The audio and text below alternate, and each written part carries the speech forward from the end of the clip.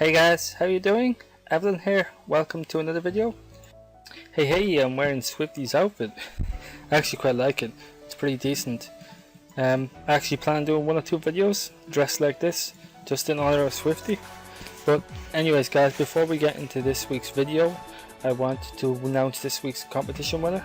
And the winner should be on the screen right now. Congratulations. And all you have to do to claim your prize is send me a YouTube message. Make sure you include your country in the message and your email. Anyways guys, next week we have a new prize, and the prize should be on the screen right now. And all you have to do to win that prize is leave me a comment. I'll be choosing a winner from the comments. Make sure you like the video also, and make sure you subscribe to my channel, as only subscribers can win.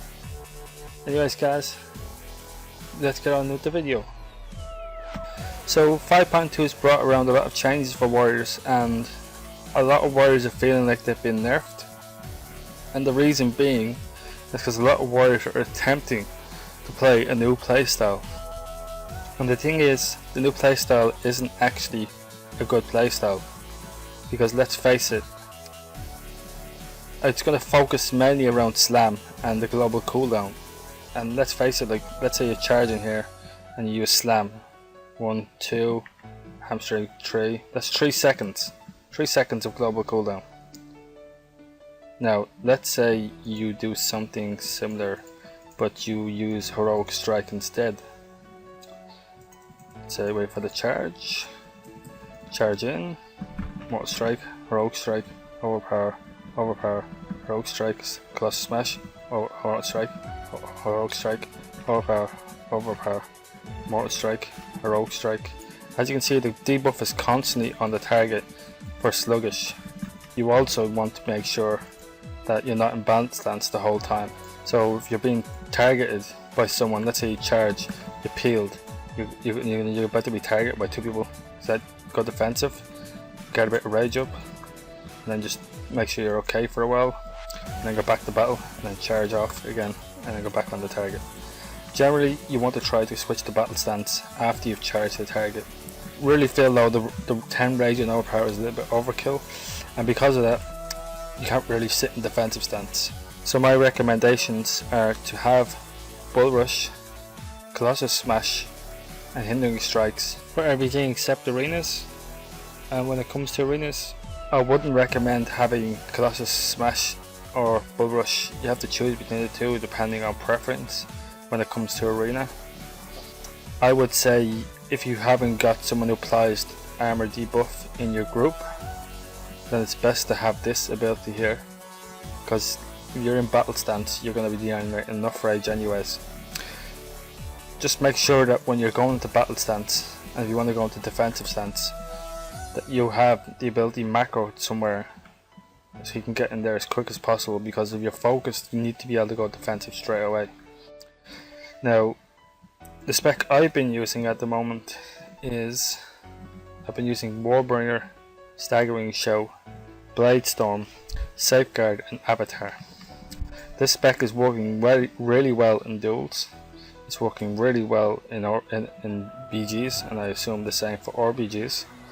I'm not too sure about arena because we can't do arenas at the moment. I think for arena, you might be better off switching Warbringer for Juggernaut, and switching Bladestorm for Shockwave might be a good option, because the thing is, warriors, they still had a 45-second cooldown in Cataclysm. At the moment it's a 40-second cooldown. That's 5 seconds less. Admittedly it was a 5-second stun, and this one is a 4-second, but it does damage. So if you pop it with CDs, that 1 extra second that you could have had should be okay with the extra damage applied by Shockwave. A lot of people are worried about how you could peel with someone. So let's say you let's go spec for double time. Now let's say someone's going to charge a healer. You could charge away, heroic strike, and then you run away, you charge again, and you use that to slow him down with a staggering shout, and then you could just fear him, and that would peel anyone away. You don't have to use fear. Fear is probably not a necessity, but staggering shout should make up for the lack of CC that we have that used to be Warbringer. The macros I would suggest for this current spec that I have at the moment, being this one, is to make sure you have the Bladestorm macro with the auto attack Bladestorm. And believe it or not, Bladestorm has actually done quite a lot of damage. I've actually beaten warriors with this spec. We can actually pass second wind with it, so there's not two worries. Bladestorm not only does that, but Bladestorm now also removes disarm. If you're disarmed and you need to attack, let's say you attack, you blow all TDs and someone disarms you, just Bladestorm and you're straight away back with your weapon. Also, it also provides any immunity to any CC at all in the game, or if for some reason, let's say you pop all TDs and someone stuns you, you have that 0.5 second window which I explained in the previous video, my warrior tricks video, where you can remove stun. So let's say you charge, do all your damage with your warbringer, because you will be spec 4, and then someone stuns you, Bladestorm, and then just spam that macro, and that should do an awful lot of damage. The other macro down here, the Heroic Strike, why is it using Colossus Smash? You're probably wondering. Well, I'll show you the macro now. That's the macro I use for Heroic Strike. Basically you charge in and use Heroic Strike and Colossus Smash, and that will allow you to effectively do 2 moves in one and not have to rely on keep pressing Colossus Smash to use a global GCD. Now that's how I feel you should go. Also, not to mention, if you're fighting say a class which is going to kite you a lot, obviously you're not going to get much time on this glyph here, so you can remove that and you can put in long charge, and then you could also spec for double time, and that will effectively stop people kiting you. My recommendations when you're going against a target, and since we're spec with double time, is just charge in Heroic Strike and use staggering shot straight away. They're going to try to run, they won't be able to run for a few seconds, and the second they try to run, if they get max distance on you, just fear them, and that works in any duel. And then once that comes back off, recharge, slow them down, then maybe disarm them with their melee, etc. Stuff like that. For the actual rotation, we charge in, Remote Strike, Heroic Strike straight away, and then overpower twice. That's Heroic Strike to get your Colossus Smash up, Mortal Strike, Heroic Strike, overpower, then wait. You don't need to wait, use more overpower straight away, then use overpower, overpower, overpower, Mortal Strike, Heroic Strike, overpower, and then wait again, then Mortal Strike, overpower, overpower, overpower, Mortal Strike, wait a second, overpower once, done twice, don't do it twice, then Mortal Strike, then Heroic Strike, and then you just keep working it that way. And then just remember to switch to defensive stance for when you're being targeted or when you're being kited, because they're the best situations on where you're going to need to use defensive stance. So guys, next up we have the warrior AoE rotation, and you're thinking warriors can't really AoE.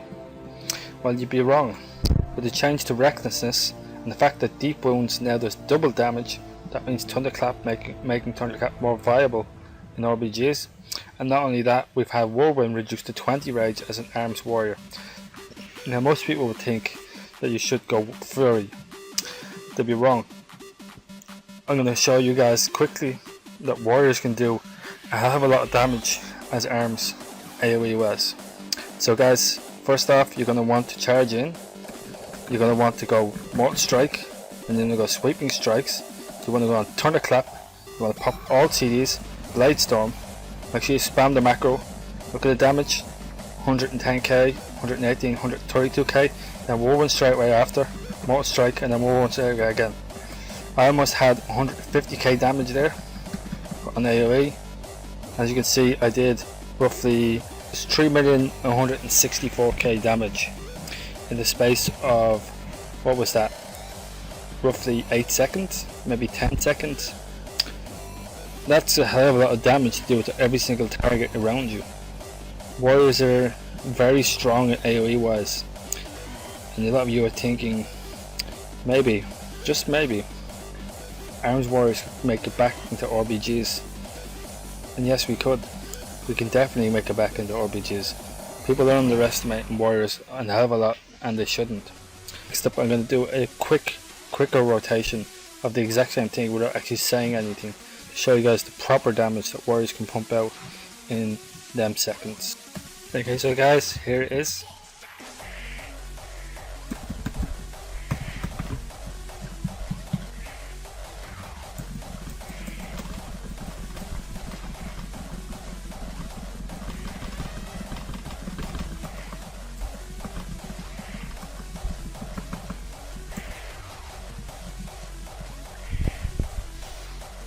Okay, so again, same as before, 3 million damage. But as you guys saw, I got up to 160k damage. 160k. Before the patch, that was not possible with Warriors.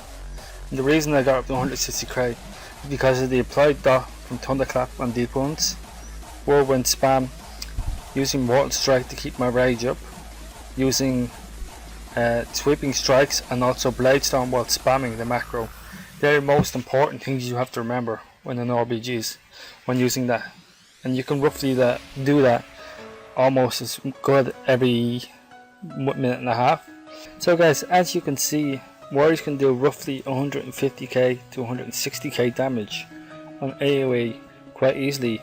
All the changes that Warriors have made at the moment have been positive changes. Warriors are actually pretty decent at the moment. A lot of people don't seem to realise it because they're so fixated on using Slam. Slam is good on paper, but to be fair, let's face it, Slam just doesn't cut it. The only way Slam would be used over Heroic Strike is if Slam didn't have the global cooldown, and if Slam also worked with glyph hindering strikes. That is the only way I would use Slam. Even though it's 20 rage and not 30, the problem is Slam just requires you to use Hamstring, and because of that, it also has a global cooldown. The thing is, if Slam didn't have a global cooldown, you could then macro Hamstring into Slam, and that would effectively make it a Heroic Strike but better. But they're not going to do that ever. Why? I do not know. They seem to have a fixate on that they want to slow Warriors down. Use a Rogue Strike and you'll be fine. So yeah guys, I hope you enjoyed this guide, and just to show you guys what I said in this video actually works, I'm actually going to be doing a video pretty soon of me doing a few battlegrounds. Hopefully a quick montage to show you guys Warriors still have it. So don't worry guys, don't even think slightly about changing to another class. You know fairly well you love Warrior, so don't think about changing. Stick with Warriors and you'll go far. As long as you listen to me, I'll be held there to help you and guide you guys through this, so don't worry too much. Anyways guys, thank you for watching. Hopefully you guys feel a lot bit stronger than you did before you watched this video. Anyways guys, this is Evylyn. I love you all. Take care, and I'll see you guys in the next one.